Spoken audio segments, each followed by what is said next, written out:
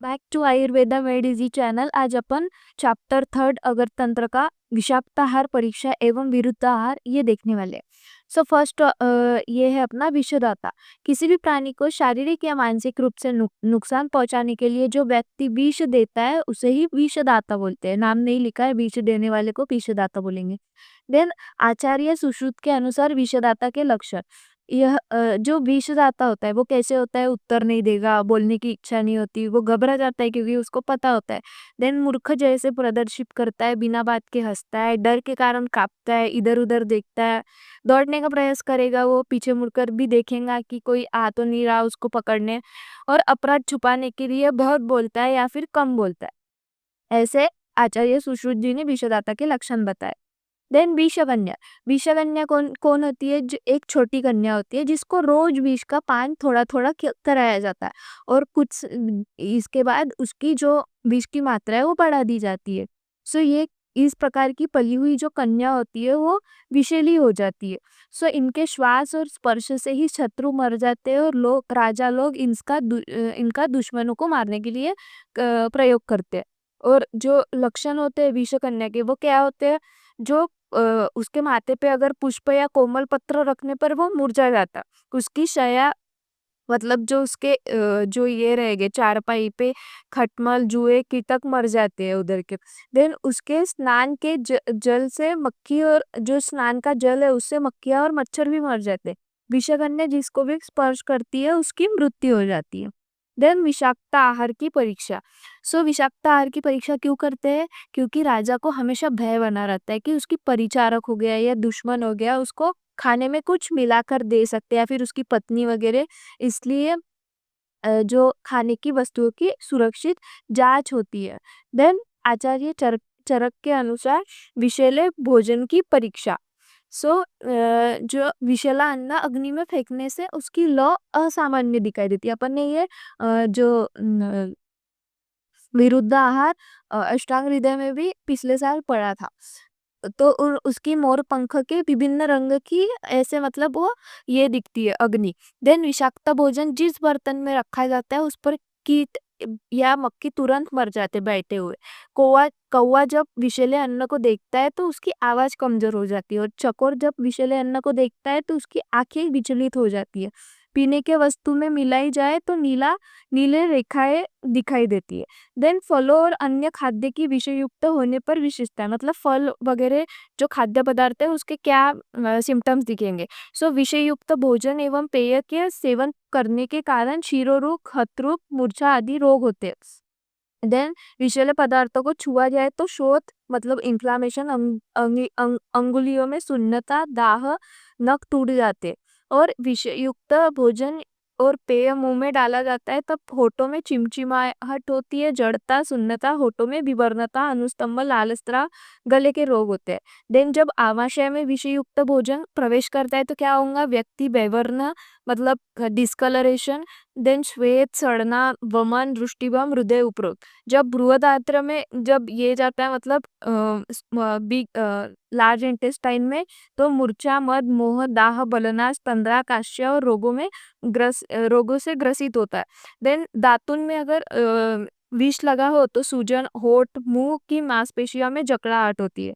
सिर में लगाने वाले तेल में अगर विष मिलाया हो तो रोगी को सिर दर्द, बालों का झड़ना होता है। अंजन में विष, आंखों में जलन होंगी, अंशुस्त्राव होंगे, आंखों में चिपचियाहट होंगी, शोथ होगा और लालिमा।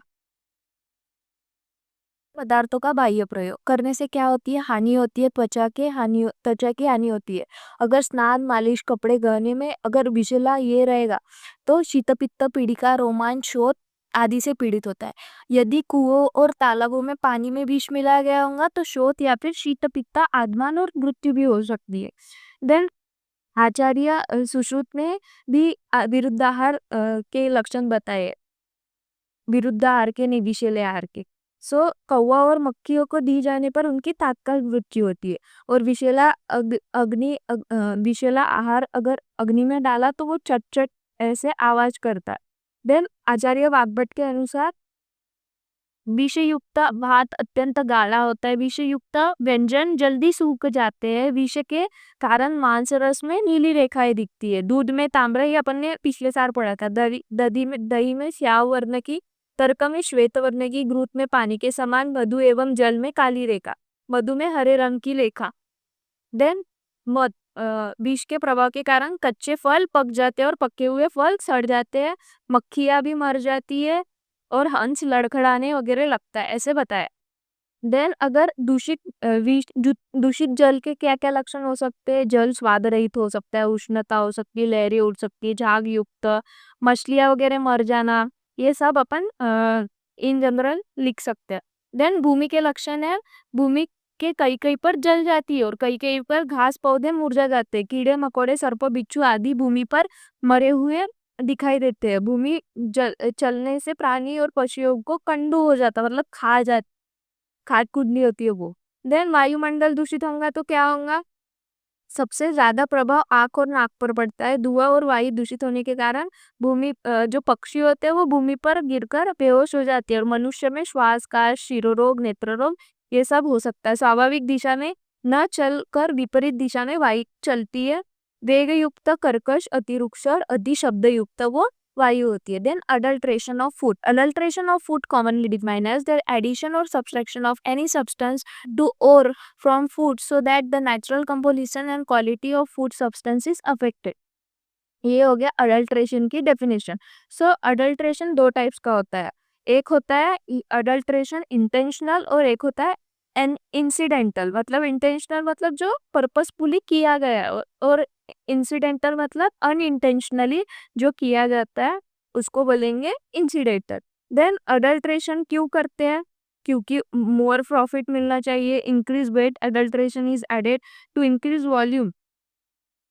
सप्लाई अगर लेस होगा और डिमांड ज्यादा होंगी तो करते हैं shortage of authentic ingredient at affordable price, ये इसके वजह से करते हैं। देन एग्जांपल है मिल्क, मिल्क में क्या है? सबसे ज्यादा अडल्ट्रेशन मिलता है मिल्क में यूरिया का। और देन इससे क्या होगा? स्टमक डिसऑर्डर, कैंसर होता है। घी में और बटर में वनस्पति घी और एर्जिमोन ऑयल, इससे भी स्टमक डिसऑर्डर, रीनल फेल्यूर और कैंसर होता है। देन हनी में जैगरी, शुगर, कॉर्न सिरप, इससे ओबेसिटी और डायबिटीज होता है। देन चिली पाउडर में रेड ब्रिक का पाउडर मिलाया जाता है, सैंड या dirt, liver damage and stomach irritation होता है।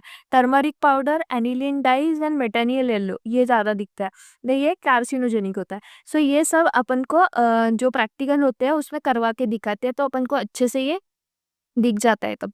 Food additives, food additives are chemical substance added to proceed the food to एनहा, इसमें फूड एडिटिव्स मतलब जो एनहांस और retain the quality to attribute such as a texture, physical property and taste and flavour, to control the spoilage and enhance the shelf life.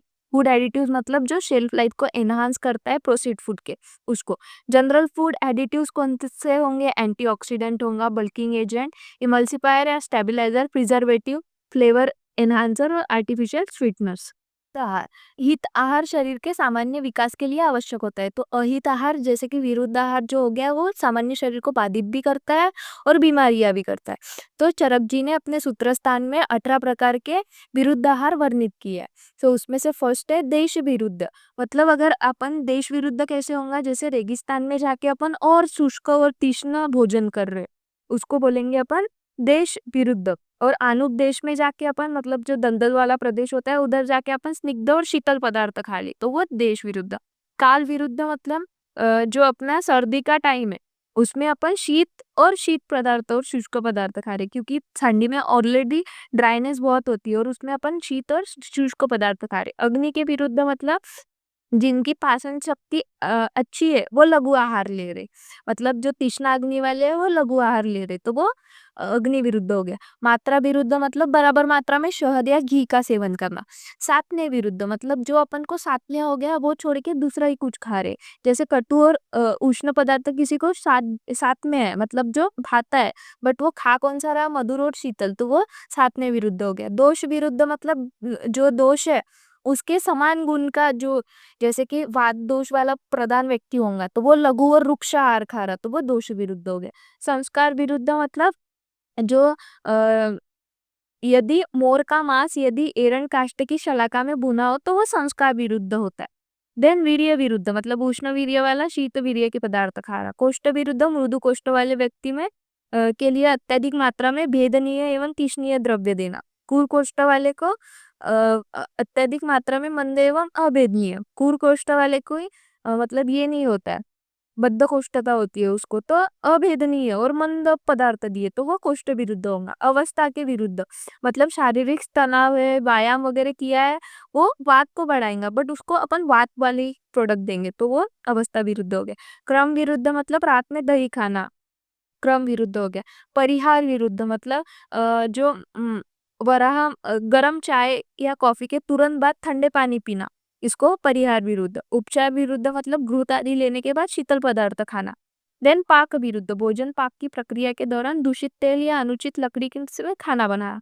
संयोग विरुद्ध दुग्ध या दुग्ध से बने पदार्थों के साथ आम्ल जो फल रहेंगे वो वगैरह खाना। हृदय विरुद्ध मतलब जो अपनी इच्छा के विरुद्ध खाना। देन संपत विरुद्ध जिस खाद्य पदार्थ में पूर्ण रूप से उचित रूप से मतलब जिसका रस विकृत हो गया या रस उद्भव के बाद समाप्त हो गया उस पदार्थ को, मतलब जिसकी शेल्फ लाइफ खत्म हो गई, एक्सपायर प्रोडक्ट खाना। विधि विरुद्ध मतलब कोई भी खाद्य पदार्थ या भोजन को अनुचित तरीके से लेने या एकांत में लेना विधि विरुद्ध हो गया। देन आचार्य सुश्रुति ने सूत्रस्थान के हिताहिता अध्याय में 20 विरुद्धाहार बताए गए।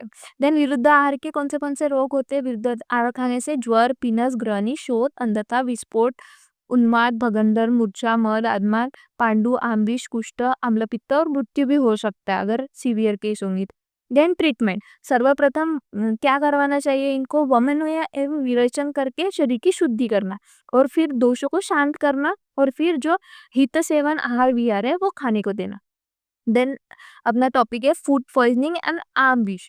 सो food poisoning is caused by eating contaminated food.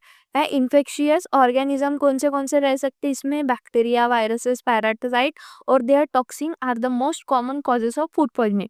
Contamination can also occur at home if food is incorrectly handled or cooked. Cross contamination, the transfer of harmful organism from one surface to another surface. Then types है इसके bacterial और non bacterial. सो ये bacteria के वजह से होगा और ये नॉन बैक्टीरिया के वजह से नहीं होता, इसलिए इसको नॉन बैक्टीरियल बोलते हैं। किस किस बैक्टीरिया के वजह से होता है? एक तो है सैल्मोनेला जो ह्यूमंस, ये किसके वजह से होता है? फार्म एनिमल्स के वजह से या फिर पोल्ट्री वाले फूड खाने की वजह से, through contaminated milk, egg, custard. Incubation period है 12 to 24 hours. Then Shigella contamination by sea और रॉ फूड, इंक्यूबेशन पीरियड है 12 to 48 hour. Then staphylococcal same as a salmonella, incubation period है 1 to 6 hour. Then botulism more serious but rare, the food most frequently responsible for these are home preserved food. Incubation period है 12 to 36 our. इसके symptoms क्या हो सकते हैं? Nausea, vomiting, diarrhoea, fever, abdominal pain and cramps. Then आम्बिश विरुद्ध आहार के कारण मंदाग्नि होंगी, उसके वजह से आम बनने का मुख्य कारण है। देन आम क्या करेगा? स्रोतसों का अवरोध करेगा, वात की वृद्धि करेगा, जिससे शरीर के कमजोर पड़ने से अन्य शारीरिक कार्यों में बाधा उत्पन्न होता है। अगर शोणित दृष्टि होती है मतलब ब्लड में दृष्टि हुई तो उससे क्या होंगी? स्किन इन्फेक्शंस होंगी, जैसे सोराइसिस, कुष्ठ, कई त्वचा विकार होते हैं। आम बीज से ओज की दृष्टि होने के कारण अनेक शरीर में रोग होता है। अगर उच्च तापमान पर पकाया खाना संस्कार विरुद्ध होता है, जो कि शोथ से जुड़ी बीमारियों को पैदा करता है। Thanks for watching this video. अगर वीडियो अच्छा लगा हो तो do subscribe to our channel.